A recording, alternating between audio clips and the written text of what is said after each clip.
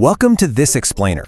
Look, today we're going to demystify your e-commerce dashboard and, honestly, give you a bit of a sobering reality check on your store's true financial health. I'll be completely straight with you. Gross revenue is the metric most e-commerce founders check first, talk about the absolute most, and frankly, understand the least. You see that massive, exciting number pop up, say your store did 80 grand last month, and it feels incredible, right? But today, we're going to break down exactly what that number actually shows us, and much more importantly, what it's hiding. All right, so here is our agenda for today. 1, what is gross revenue? 2, how to calculate it? 3, what it tells you? 4, gross versus net revenue. 5, mistakes founders often make. And 6, how to track it. Let's just jump right in. Section 1. What is gross revenue? Think of gross revenue simply as literally every single dollar that walks in the front door of your store before absolutely anything else happens to it. That means no returns have been removed, no discount codes have been backed out, no platform fees subtracted, and your ad spend hasn't even been looked at. It is just the raw, unfiltered sum of every order your store processed. So, if a customer buys a $65 hoodie and pays $5 for shipping, bam, that is exactly $70 in gross revenue. Now, check out this list of deductions: refunds, the promo code you handed out, your Shopify or Amazon fees, the payment gateway cuts, your ad spend, and yes, even VAT or sales tax. None of that has been taken out yet. And remember, sales tax belongs to the government, right? Not you. Gross revenue is really just the front door. Everything on this list, that's what happens to your money once it's already inside the house. And that is exactly why relying on this pre-deduction metric alone is such a dangerous game. Moving on to Section 2, how to calculate it.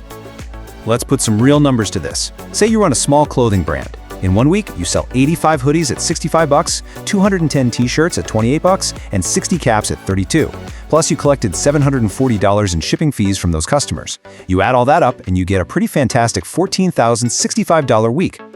But to get that accurate 14 grand figure, you've got to follow these exact steps. Step 1 is absolutely critical. Pull the right data. Look, your Shopify dashboard is an operational tool. It's not an accounting system. Dashboards give you a real-time pulse, sure, but they frequently include unshipped orders or uncaptured payments that might actually bounce. Plus, they might ignore refunds processing in the background. If you're relying on the platform dashboard, you're almost certainly looking at an inflated number. You really need to pull this directly from your actual accounting software. Step 2, always include the shipping fees you collected. And step 3, this is the golden rule. Do not subtract anything yet. In our clothing store example, even if they processed $480 in returns that week and gave away $620 in discounts, neither of those touches gross revenue. You just leave them out for now. Section 3, what it tells you. I really love this rule of thumb. Gross revenue is a useful signal, it's just not the signal most sellers treat it as. It perfectly captures the reality that, yes, rising revenue shows real customer demand, but it absolutely does not mean your store is actually profitable. It tells you people are finding your site, they're clicking, and they're buying. That's great. But listen, there are stores out there doing 200 grand a month that are actively bleeding money because their ad costs are completely out of control or massive return rates are just eating them alive. The top line looks amazing, but the business itself is failing. Gross revenue is your foundation. It helps you ask the right questions, but it almost never answers them on its own. Which brings us to Section 4, gross versus net revenue. This is the crucial gap between what comes in the door and what you actually get to keep. And depending on your specific category, this gap varies wildly. Net revenue is your gross revenue minus returns, refunds, and discounts. Notice how fashion and apparel, which notoriously has super high return rates, means your actual net revenue could be up to 35% lower than that flashy gross number. If you're a fashion brand doing $100K in gross, you might only be working with $68K in actual net revenue. Compare that to something like consumables and subscriptions, where the gap is just a tiny 2 to 8%. If you're calculating your margins off the gross figure without factoring in your industry's typical gap, literally every single percentage point on your spreadsheet is going to be wrong. And please, whatever you do, don't confuse gross revenue with gross profit. Mixing these two up when calculating margins is a notoriously expensive mistake. Gross revenue is all your sales income before any deductions. Gross profit is what's left after you subtract returns and discounts to get your net revenue and then subtract your cost of goods sold. Let's break that down. A store doing $80K a month in gross revenue with a 40% cost of goods sold is not making $48K in profit. No way. You have to take out all those returns and promotional discounts first to find out what actually stayed in the house, and only then do you calculate your product costs. Section 5, mistakes founders often make.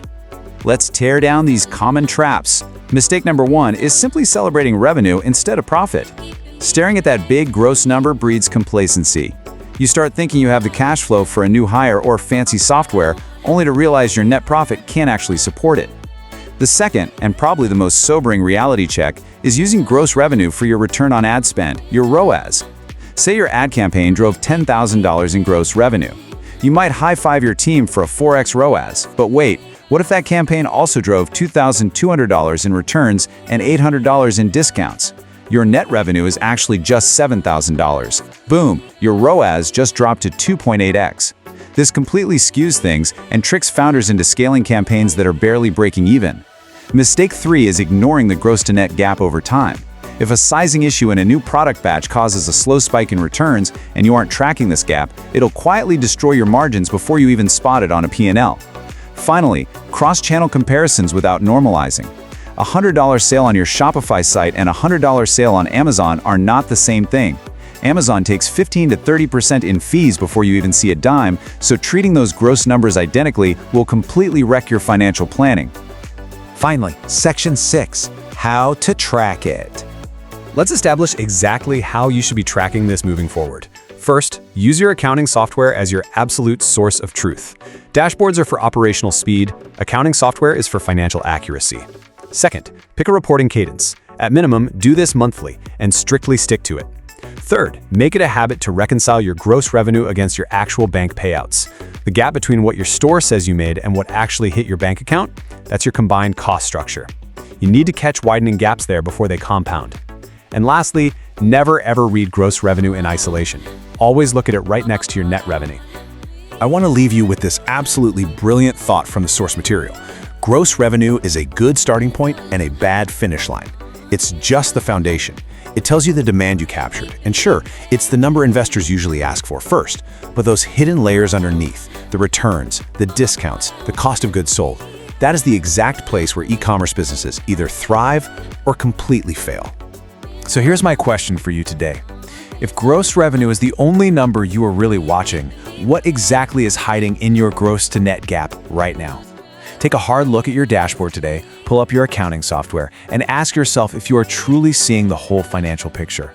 Thanks so much for joining me on this Explain It, and I highly encourage you to go run those numbers for yourself.